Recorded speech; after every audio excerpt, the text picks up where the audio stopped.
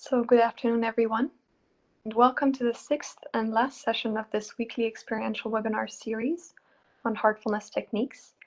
These techniques are relevant in life and in general, just to help us deal with stress and with just our life as it is. But nowadays, with COVID-19 pandemic and everything that's going on, we need so much adaptation. It's so useful to have those techniques that can help us on a daily basis just to deal with everything and better our lives.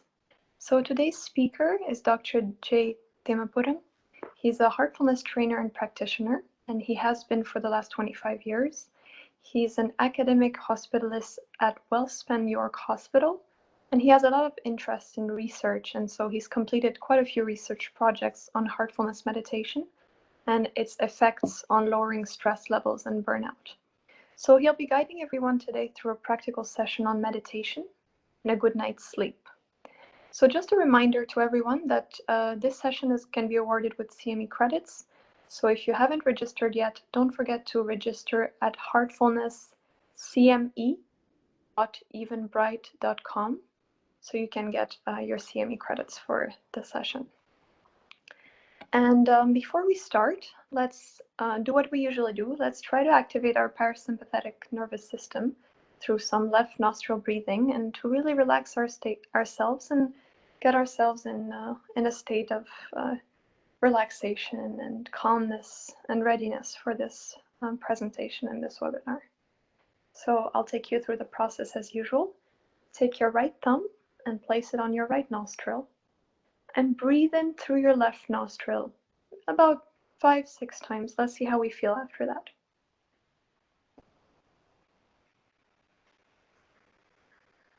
So breathe in and breathe out through the left nostril only, blocking your right nostril with your right thumb.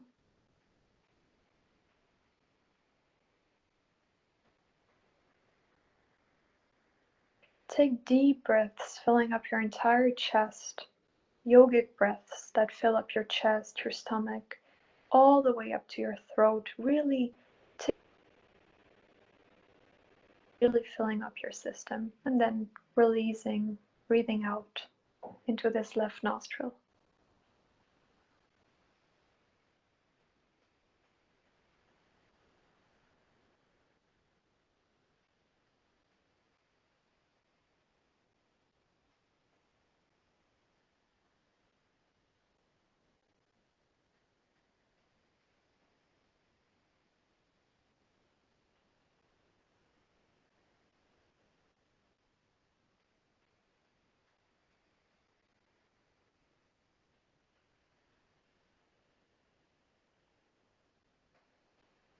And then gently thumb and breathe again from both your nostril and try to see the difference in how your breathing equalizes itself. Because usually during the day, our right nostril will be more dominant.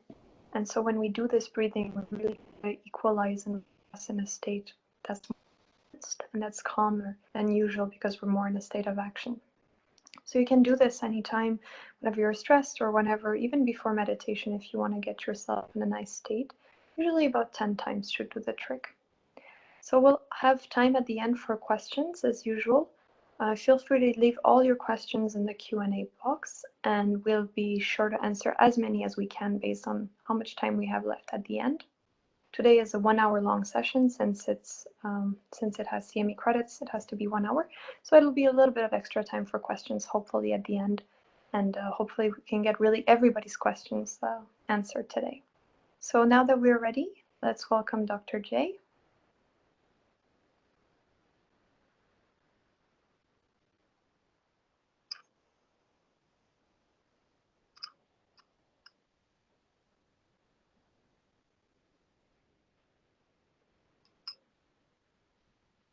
Can you hear me?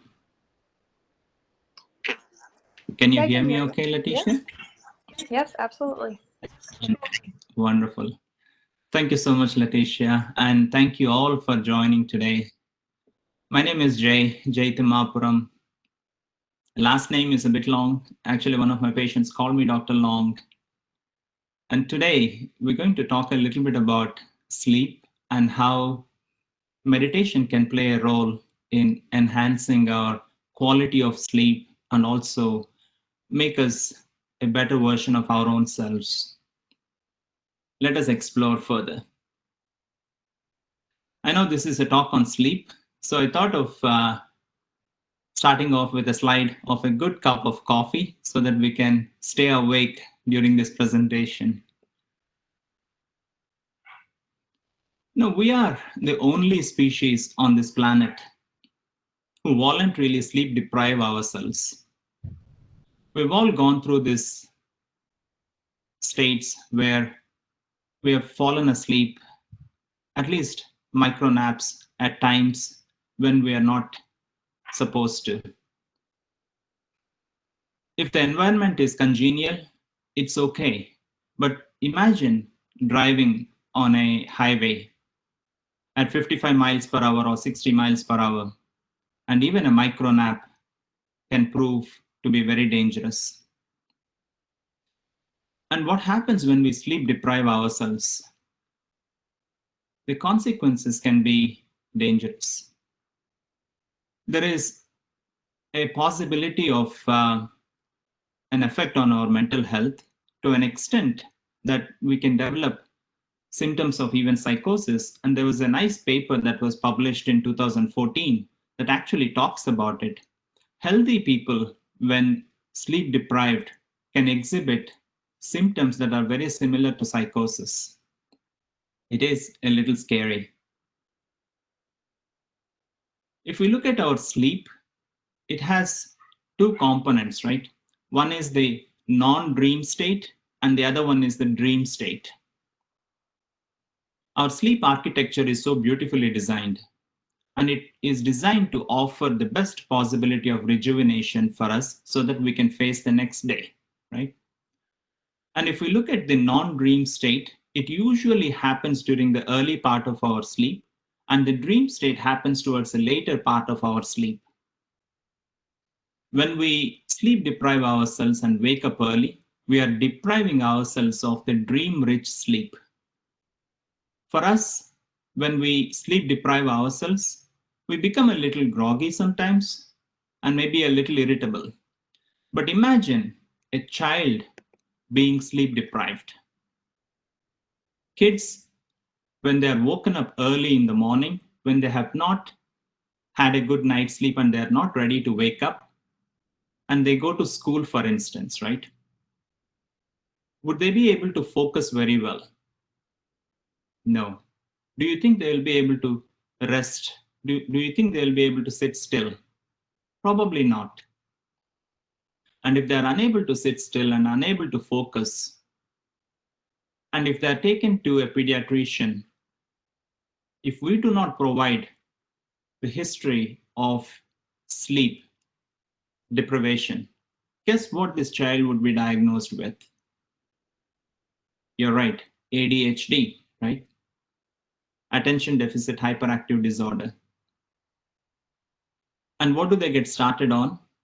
Medications such as Adderall. What these kids actually need is a good night's sleep. And there is a paper that was published in 2006 in the Journal of Sleep Research that talks about it. And it says that children, when they are provided an adequate opportunity to sleep well, the symptoms of ADHD actually improved. I'm not saying that ADHD is not a diagnosis, but I'm saying that there is a fraction of kids that actually need a good night's sleep so that they do not develop the symptoms that may be very similar to ADHD. Innumerable are benefits of a good night's sleep. For those who are studying for tests, for exams, right? Your brain is almost like an inbox. It needs to have that information stored, right? When we sleep well at night, all the clutter gets removed from that inbox. So in the morning, when we are studying, when we are learning anything, there is more space to take in that information. And we talked about attention, right? Like the previous slide. Lack of a good night's sleep will make us not pay good attention to what we are doing, and we are at an increased risk of making mistakes. Stress levels get lower with a good night's sleep. And some of us, we are also conscious of our own weight. We would like to see how best we can get to an ideal weight, right? There was a study that was done where participants were sleep deprived, and they measured the levels of a hormone called ghrelin, and this is our hunger hormone, right? These levels were found to be elevated. And what does that mean? It makes us eat more. And not only eat more, but it makes us crave for the carbohydrate-rich food, which makes us put on weight. So having a good night's sleep can even balance the hormones within to an ideal level. Our heart likes good night's sleep as well. Sleep deprivation can lead to increased risk of heart attacks as well. If we want to live long, good night's sleep is one of the best ways to do so. And even from an emotional point of view, our creativity is much better when we have a good night's sleep. And more important than ever, we are facing a situation with the COVID-19. And one thing that sleep can offer is immunity. A good night's sleep can boost our immunity. We have different kinds of cells that fight infection and different kinds of cells that fight the viruses, right? A good night's sleep can enhance the capacity of these cells to fight the infections. So more than ever, a good night's sleep would make sense. Now, if we look a little bit deeper about what happens with sleep, it's very interesting. Within our brain, there is a part called hippocampus.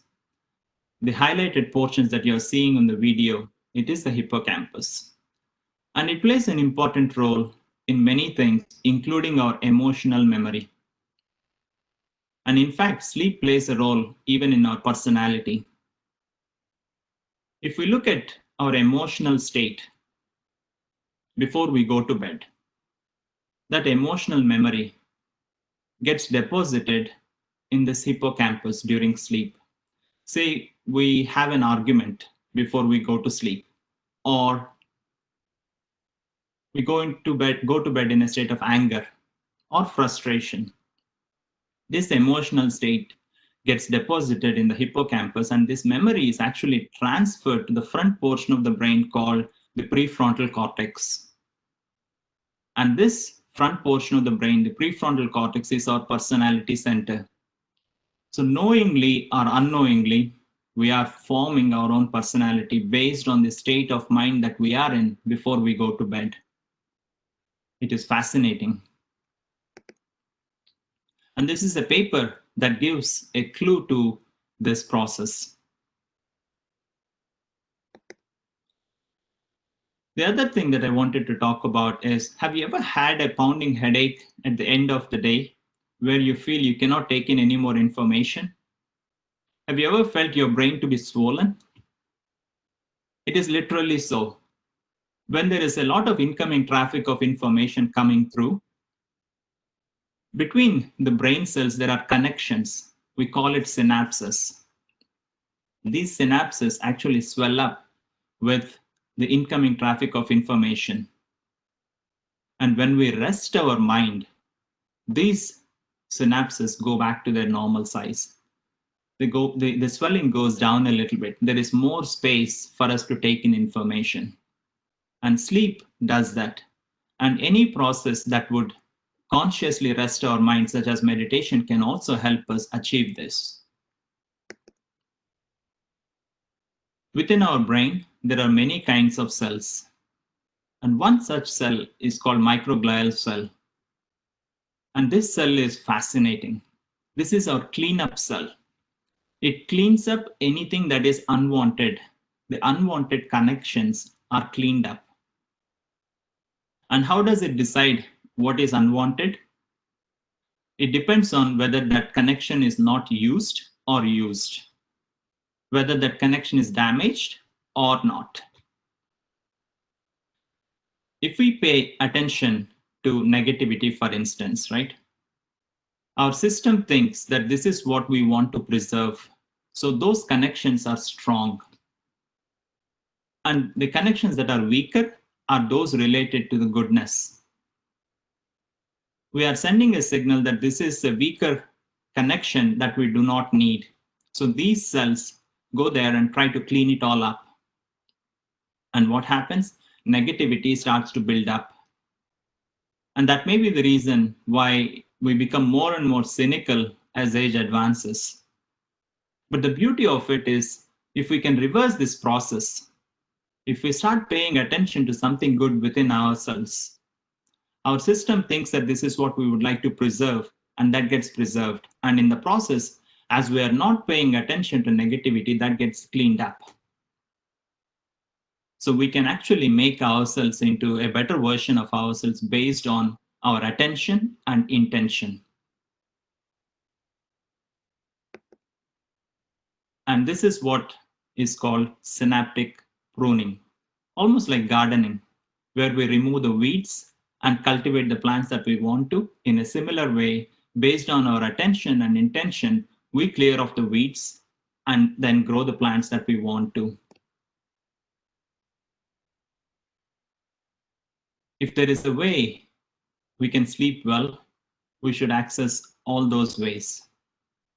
We go through many turbulent situations during our day-to-day life, right? Many emotional outbursts that happen during the day, the emotional turbulences that happen during the day. If we look at our sleep, right, it gets affected because of all the emotions that we go through the day. And in fact, people with sleep problems, they're very sensitive to the emotions. And there is a paper that is titled Haunted by the Past. Very much so. The emotions that we go through haunt us and can prevent us from getting into these deeper stages of sleep. And today, I will walk you through a technique that can help us get these emotional influences of the day out of the system. And if we look at sleep, our brain also has an intrinsic way of doing something very similar. Within our brain, there is the tissue, but around the brain, there is fluid. It's called cerebrospinal fluid. When we go to sleep at night, we go through the stages of sleep. And as we go through the deeper stages of sleep, the brain waves tend to slow down. And we call it stage 1 sleep, stage 2, and stage 3. In stage 3 sleep, the brain waves are very slow, and it is called slow wave sleep. When the brain is in the slow wave sleep, the fluid around the brain flows through the brain and clears up the toxins that are built up. So a good night's sleep can help clear up the toxins that were built up during the day. Some of the proteins that are built up are called amyloid beta and tau proteins. And those who are familiar with Alzheimer's disease, these are the proteins that kind of clog up the system. And these proteins can also be cleared up with a good night's sleep. And those who don't sleep well can progress to the condition such as Alzheimer's much more rapidly. And this is a paper that was published recently that talks about this phenomenon. And there is also an NPR section that you can listen to. Our system is so beautifully designed to achieve what is good for us. And how do we access the best of our system? And one of the ways is meditation. And this is how I would want to connect heartfulness to what we have learned so far. That is me. And I was hooked onto this EEG leads and I was asked to meditate. If I had known, I would have dressed properly, especially if I knew I was going to show this to everyone.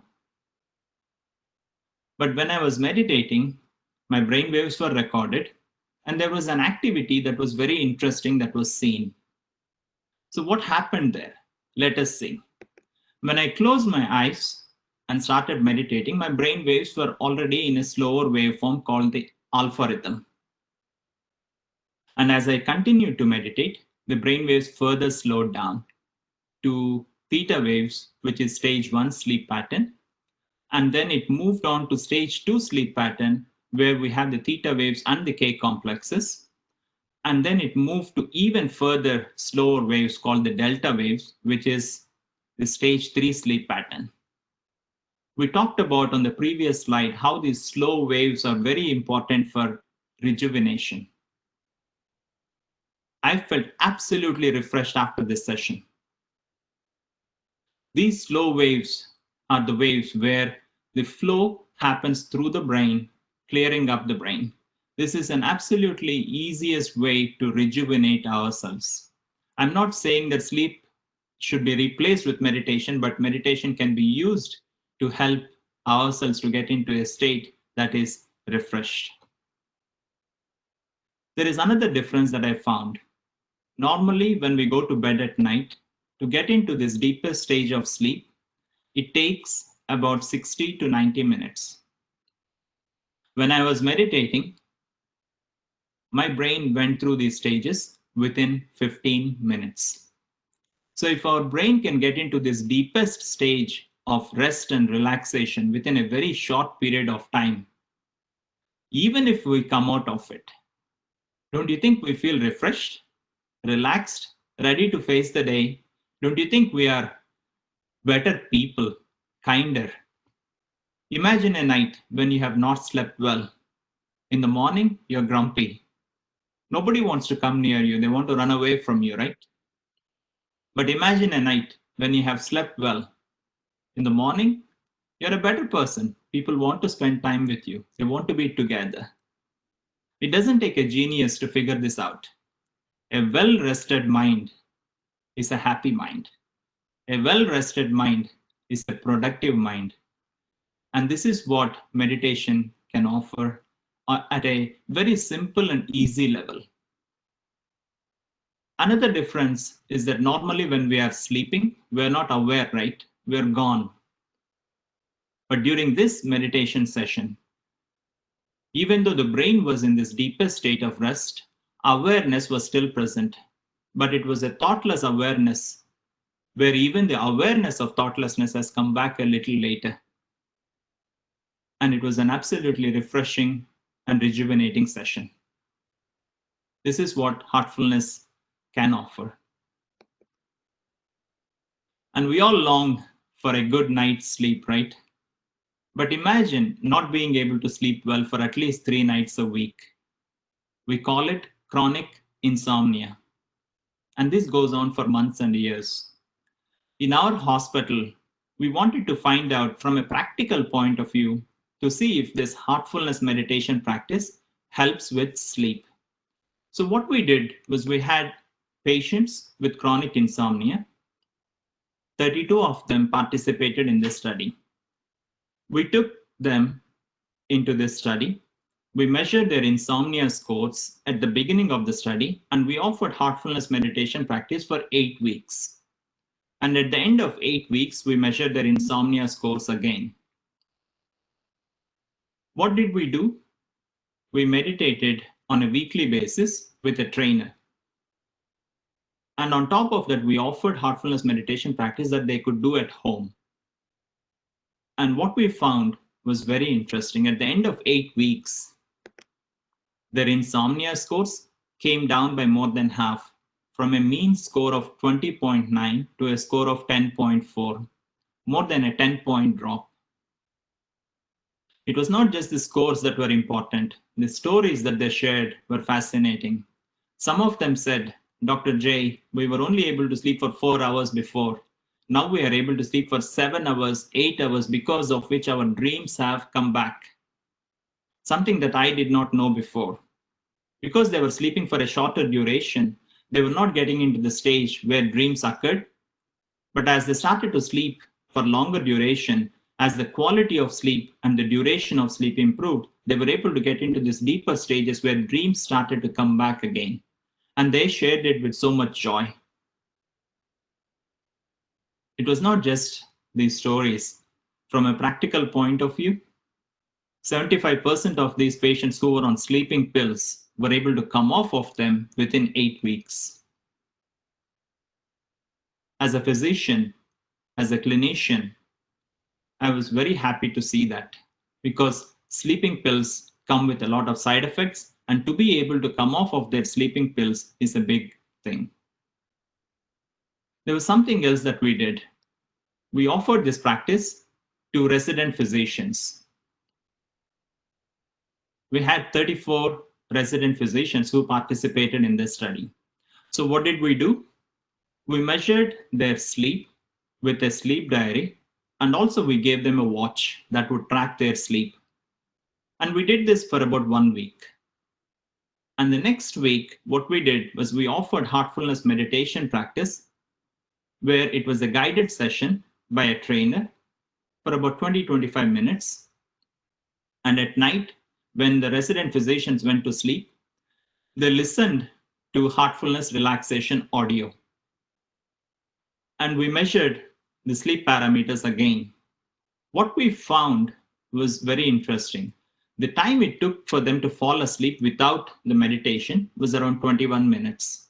On the days where they meditated and listened to the heartfulness relaxation audio, they were able to fall asleep within 14 and a half minutes.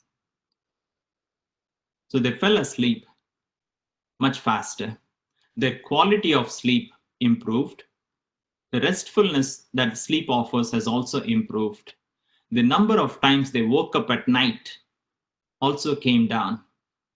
The comments that I received from our resident physicians were all positive. And some of them said that this was the best sleep period that they ever had.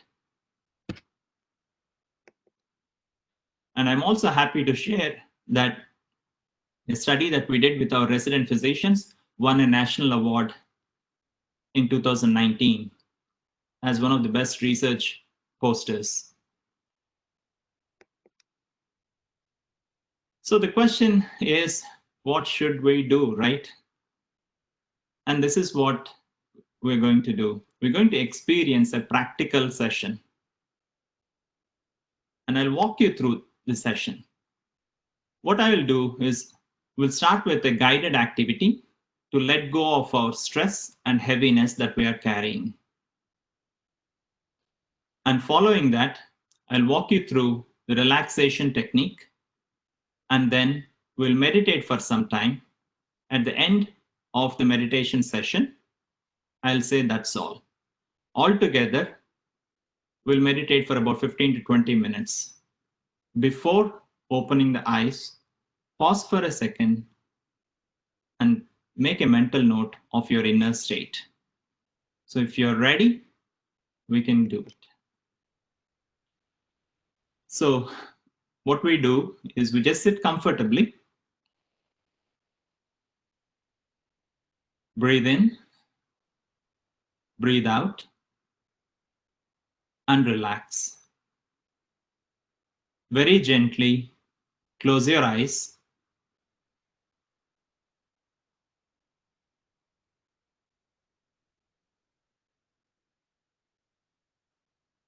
Settle down.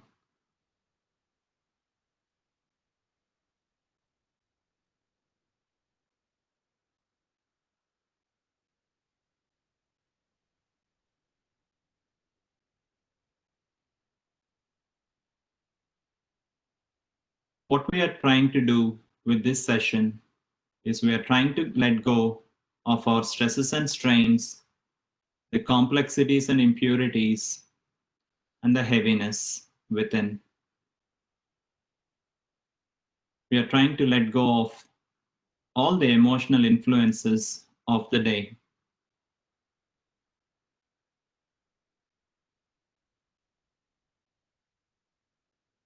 Gently make a suggestion that all the stress and heaviness, the complexities and impurities are leaving you.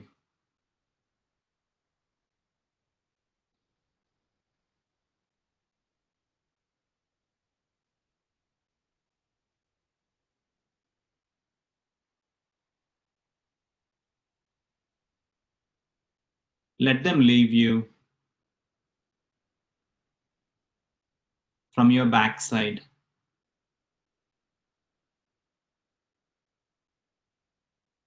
from the top of your head down to your tailbone, the shoulder blades,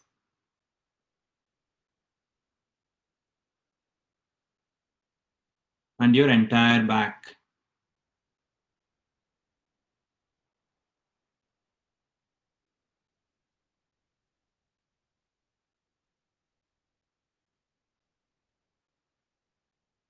Allow these complexities and impurities to leave your backside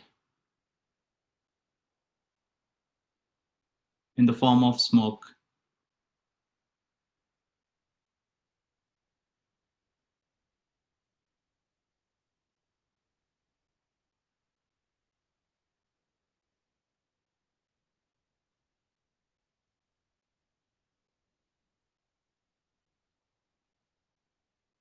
Let all the stresses and strains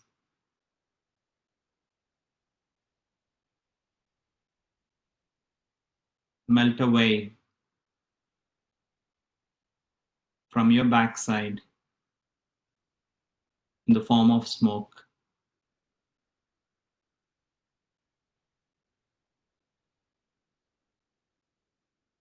And settle down with this idea for a few minutes.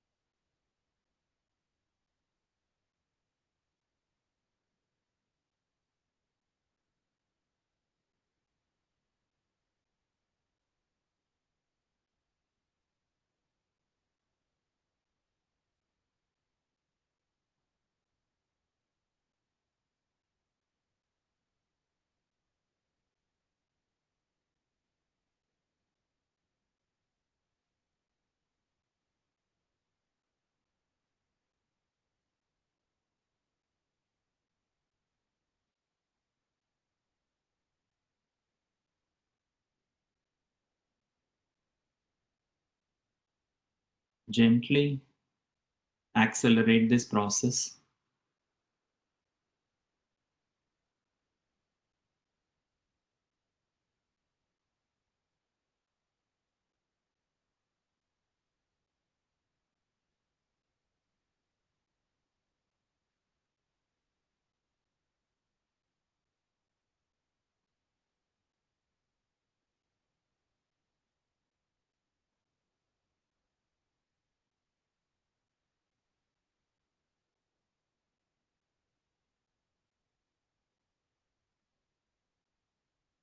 As the complexities leave you, the system is becoming simple.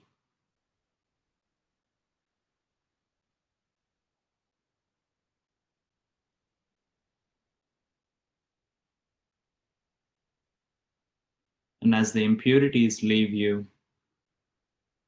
the system is becoming pure.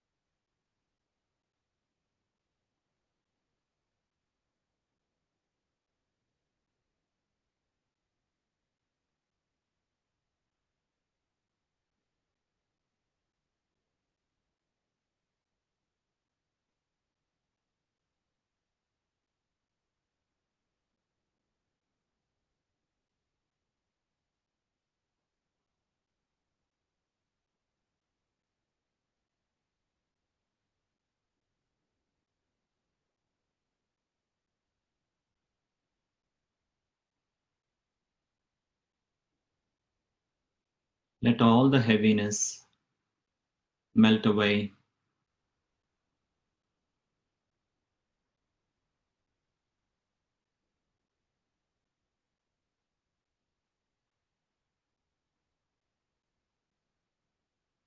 Resulting in a feeling of lightness within you.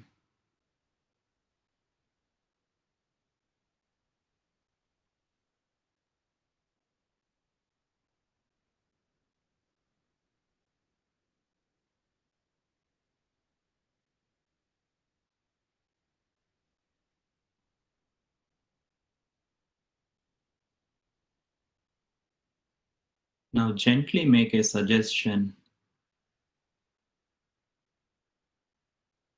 that a current that is pure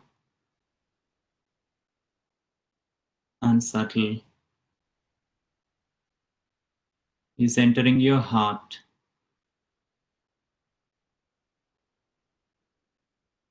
from the front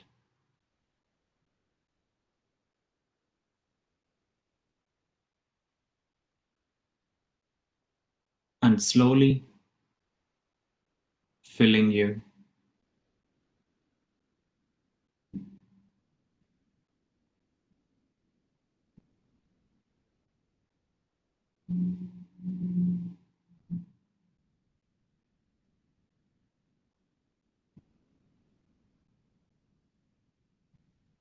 Let it slowly fill you up,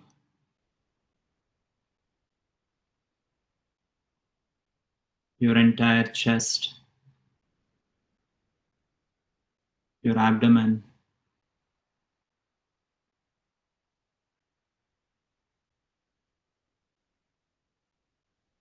your hands,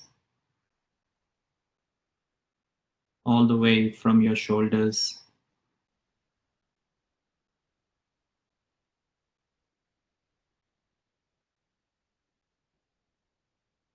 your lower legs,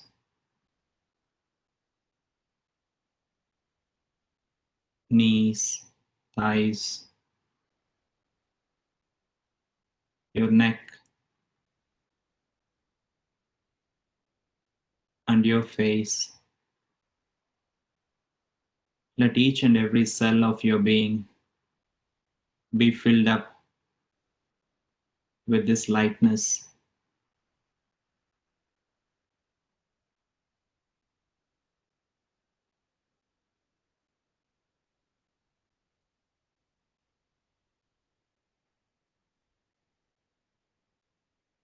And in this state of lightness,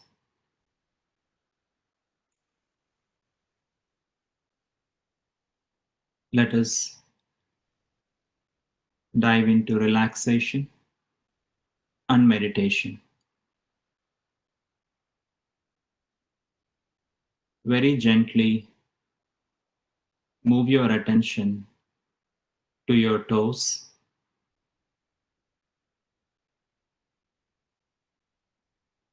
and allow your toes to relax.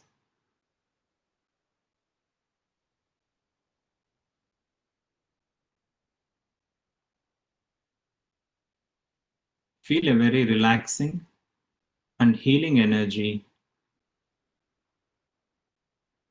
enter your feet from the ground, allowing your feet to completely relax.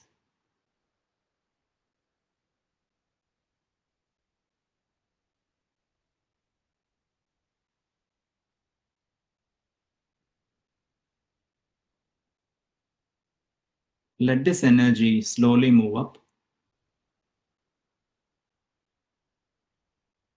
relaxing your ankles,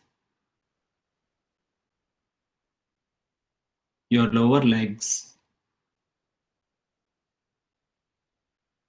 the calf muscles, your knees,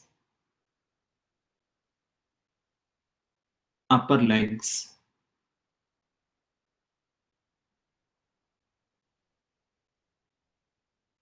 and your hips.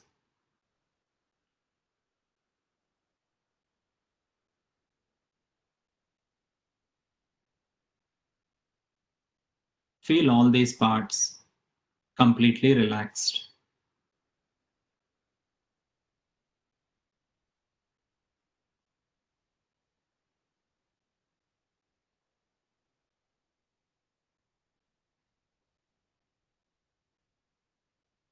Let this energy slowly move up, relaxing your lower back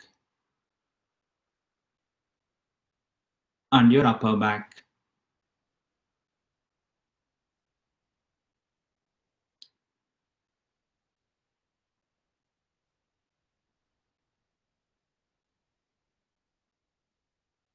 Feel your entire back relaxed.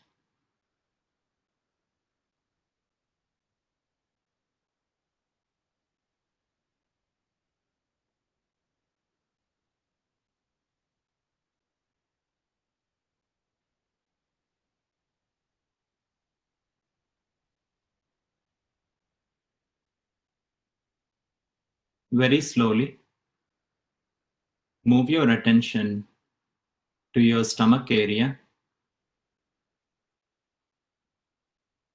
and allow all the muscles in there to relax.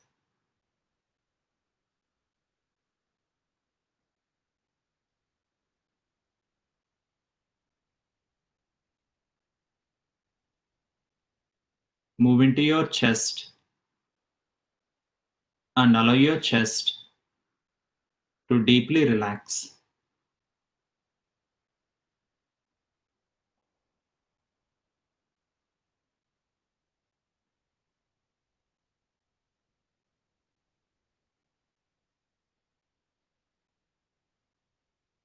Move on to your shoulders.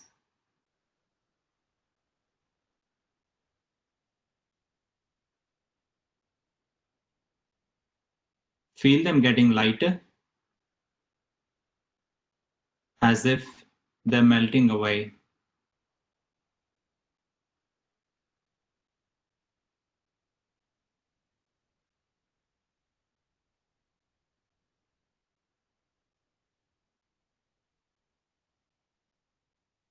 Let this energy slowly move into your upper arms, elbows, your lower arms, your hands, and your fingers all the way to the fingertips.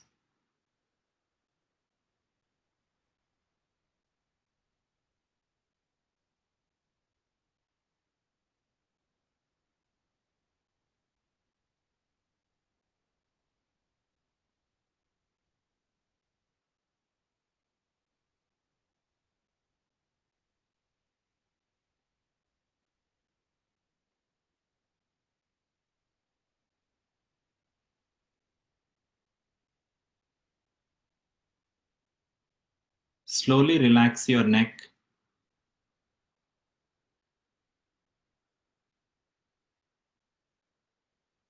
Gently loosen your jaw.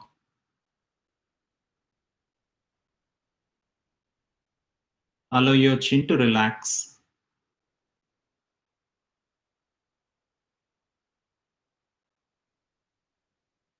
Your lips and your eyes are very gently closed.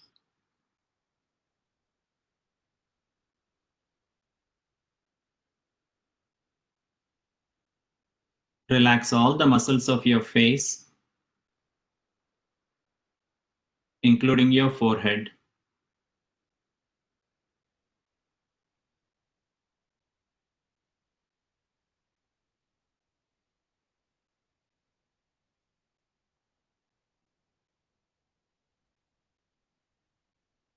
Gently move into your mind and allow your mind to deeply and completely relax.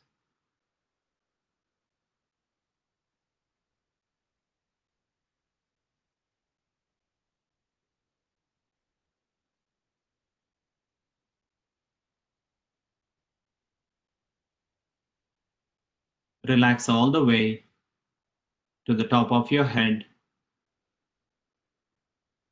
and the back of your head.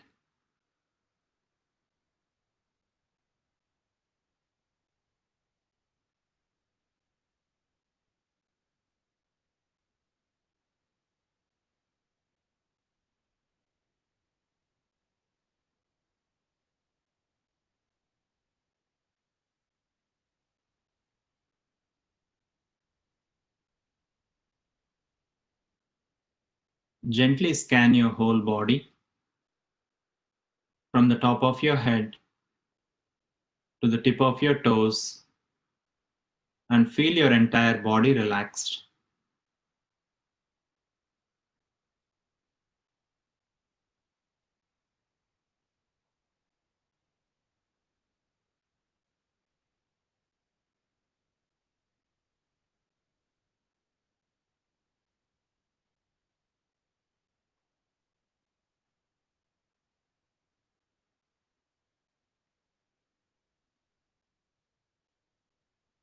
Very slowly, move into your heart and settle in there.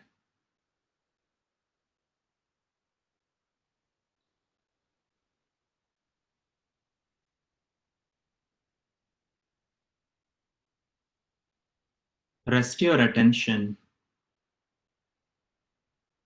on the source of light within your heart.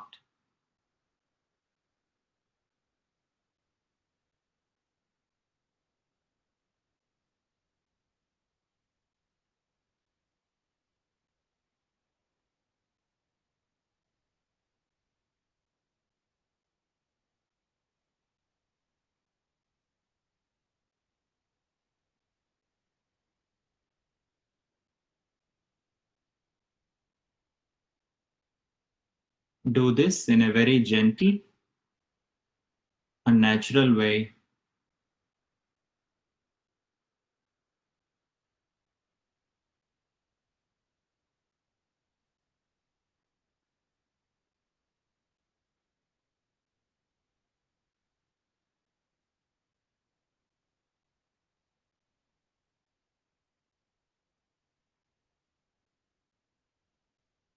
If your attention drifts, it's okay. It's very normal. Gently keep bringing your attention back to your heart and feel as if the source of light within is attracting your attention inwards, and gently relax into that awareness.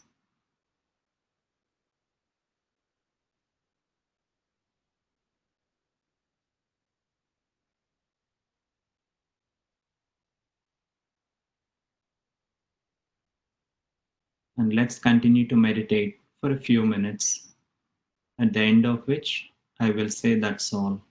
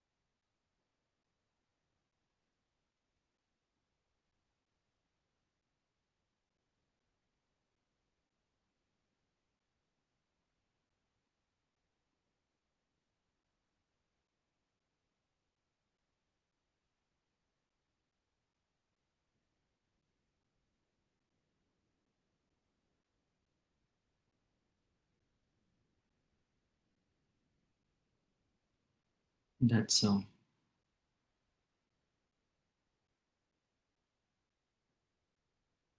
You may slowly come back to the present moment, and with your eyes gently and softly closed, make a note of your inner state.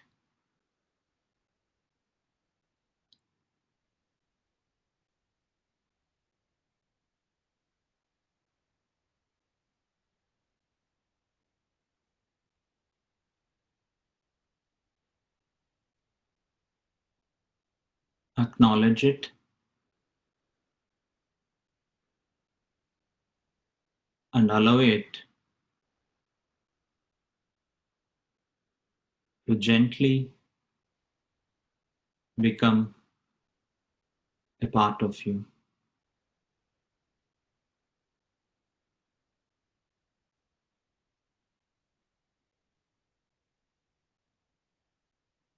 And you may gently open your eyes.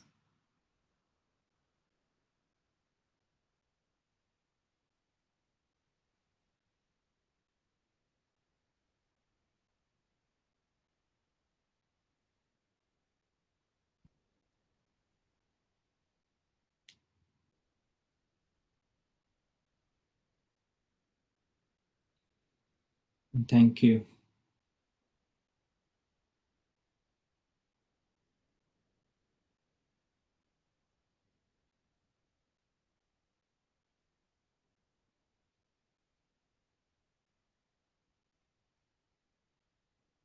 And in addition to what we have done, some simple tips can also help us to have a good night's sleep.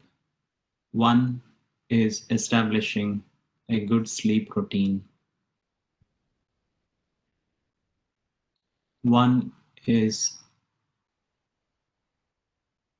fixing bedtime can help a lot. The second thing that I wanted to talk about is room temperature, right? Our body can rest well if the room temperature is slightly lower. Each one of us, we have our own unique bodies, and the temperature at which we are comfortable is different for each one of us. But if we are having trouble falling asleep, try and see if we can lower the room temperature by at least a couple of degrees and see if that helps. Spending time out in the sun can help recalibrate the pineal gland, which plays a significant role in our sleep. In the first slide, I talked about coffee, right?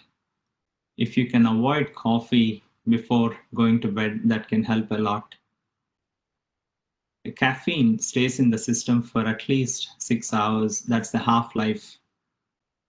Say we have coffee at 3 o'clock in the evening.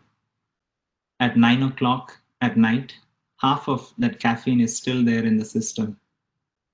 So if at all possible, if we can take caffeinated drinks very earlier during the daytime, it can help have a good night's sleep. These are the practical tips that can be offered. But at a deeper level, when it comes to meditation, right, the practice of letting go of our resentments, our disappointments, the stresses and strains can help a lot. And the guided session that we went through today, where we let go of the stresses and strains, this heaviness, that can play a significant role in how deep we go into sleep. And if you can, listen to heartfulness relaxation audio when you're lying down in the bed, and that can put you to sleep much easier. And for those who are interested in music, right, there is a website, heartfulness.org/goodnightsleep. You can listen to that audio and see if that helps. And there is a very nice book called Designing Destiny that talks about many other tips about sleep that is by Dr. Kamlesh Patel, that was published in 2019. You can take a look and see if some of those can help you have a good night's sleep. So I wish you all the best and a good night's sleep. And I think I can take some questions if there are any. Letitia? Yes, let's see if we have a couple of questions coming in.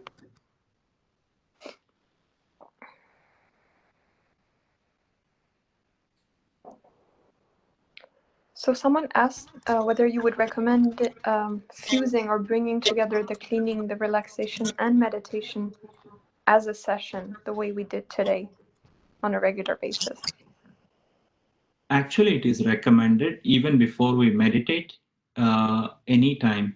Doing a few minutes of cleaning can help us get into deeper stages of meditation much easier. We don't have to do a complete 15 to 20 minutes of cleaning each time we meditate, but in the cleaning session or the rejuvenation session, letting go of stresses and strains for a few minutes at least before we meditate can help us. Great.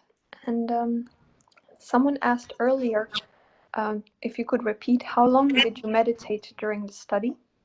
And how often would you say you need to practice meditation in order to get to such a state where you're able to get into such deep sleep of meditation fast?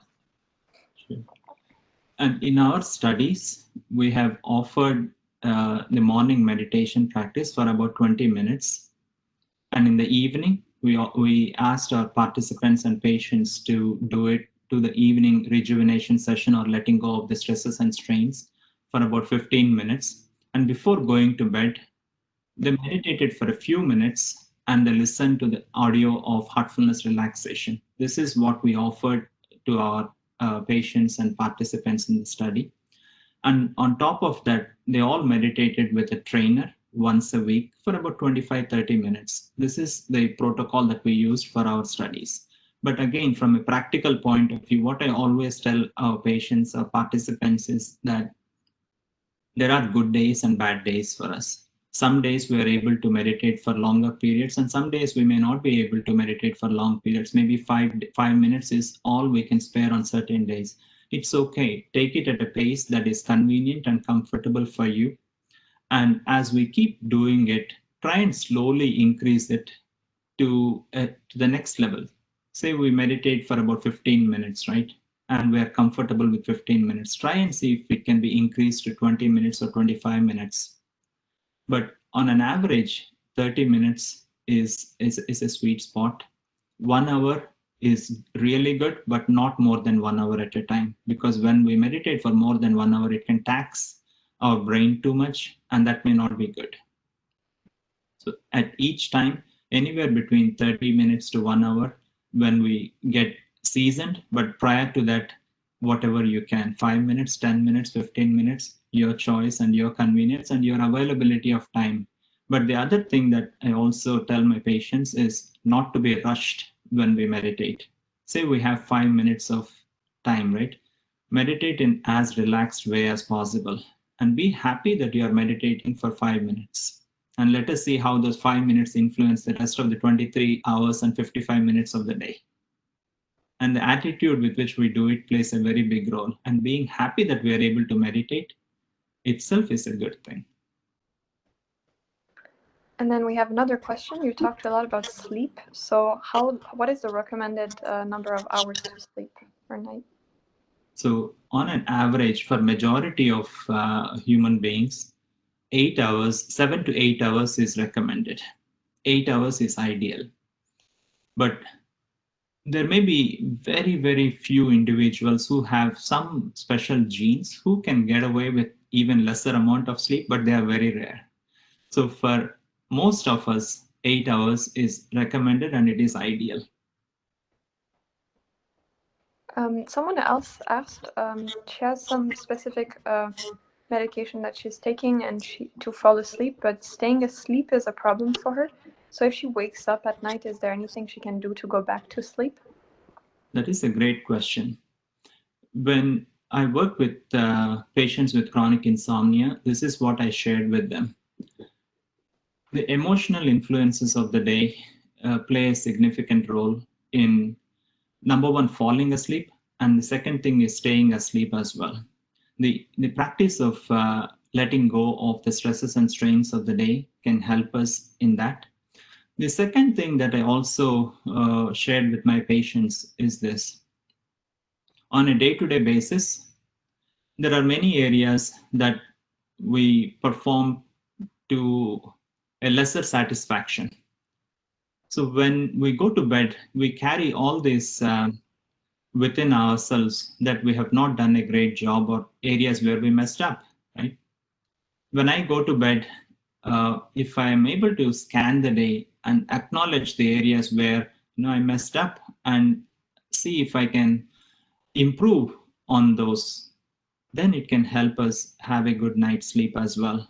The reason I say that is our brain is like a good office assistant. And what it does is during the daytime when we mess up, we are aware, so we can suppress a lot of that.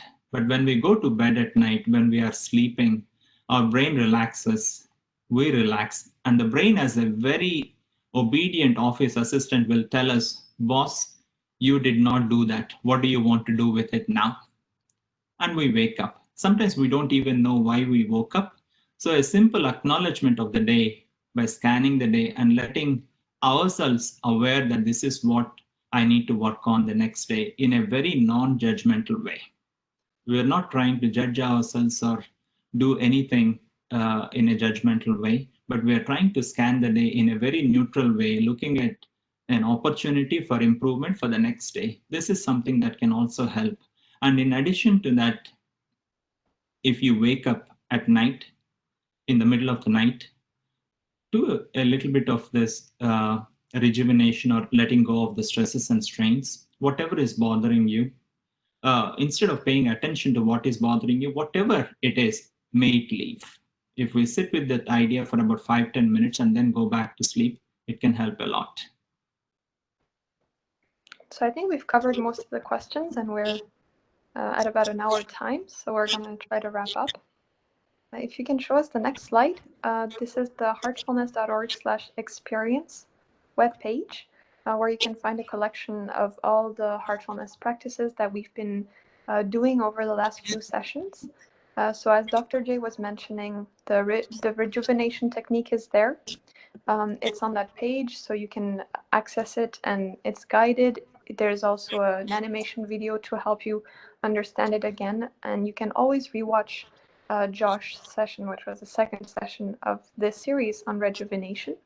Our third session was on the guided connection, and that's what also Dr. J just mentioned now, that at the end of the day, you go through this process where you try to scan your day and not allow things to remain a sort of burden on you just before you go to sleep, to try and go to sleep worry-free. And of course, there are meditation videos, and you can also download the Hearts app, where you can get one-to-one sessions with a trainer, which was also part of this program and the research that Dr. J did. So these one-to-one sessions are very helpful in allowing you to get a deeper experience in meditation. So this is the last session of this series, but if you've enjoyed it as much as we have, we'd love to invite you to join us for the Inhale Positivity series, which is about a 15-minute meditation that happens over lunchtime at 12:30 until 12:45 weekly. It's on Wednesdays, and it would be wonderful if you'd like to join that, if you don't want to end with these meditation sessions. And of course, you're more than welcome to get in touch with us through HeartSpots, and if you want to find a trainer near you or through the Heartfulness website, feel free to use all our resources. It's all free, and we also do a lot of programs in corporate settings. So as usual, you can look at the poll that popped up on your screen, and if you want to give us your contact information, we can reach out to you so that we can do such series for your office or for your workplace, and that will be a bit more curated for your needs. So we really hope you enjoyed this series, and we're going to wrap up. Dr. J, do you want to say anything? It looks like there was one other question that came up. Is it true your body is paralyzed when you go into a deep sleep? This is more of a technical question, which is very valid. When we get into this dream stage called the Rem stage or rapid eye movement stage, this when we observe someone who's dreaming, their eyes are moving back and forth really fast with eyes closed. And that is a stage where dreams are occurring, right? In that stage, there is a signal that is sent to the entire body not to move. Otherwise, we act out our dreams. So that would be the answer for that question. And all I can say is have a good night and enjoy. So much. And thank you everyone for joining. We hope you join our Inhale Positivity sessions and that you'll also be joining any future webinars that we have. Thank you so much.